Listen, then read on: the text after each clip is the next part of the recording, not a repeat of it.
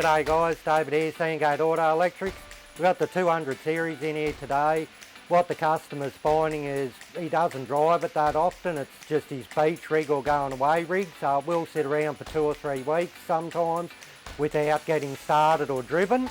So what we've done is we've gone through and put an actual 240 inlet in the little box on the side here, and a battery charger inside, a Victron Energy battery charger, to keep his batteries charged in the engine bay, his main batteries.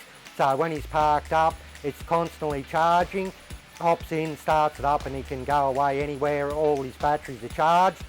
This has got the BMS Red Arc unit in it as well, so that's also plugged into the same GPO that we put in, so it's charging both his auxiliary batteries and his main battery at the same time.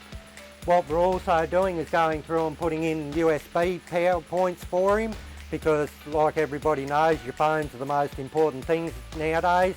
You're usually always at the fridge. It's good to have them inside, but you can put them up beside your fridge so that when all this is open, you can have your phone sitting here beside the fridge.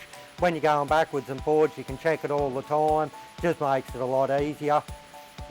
Then we're going to go through and put one of the Clearview fridge slides for his rear fridge, which is going to be his fishing fridge in the back here.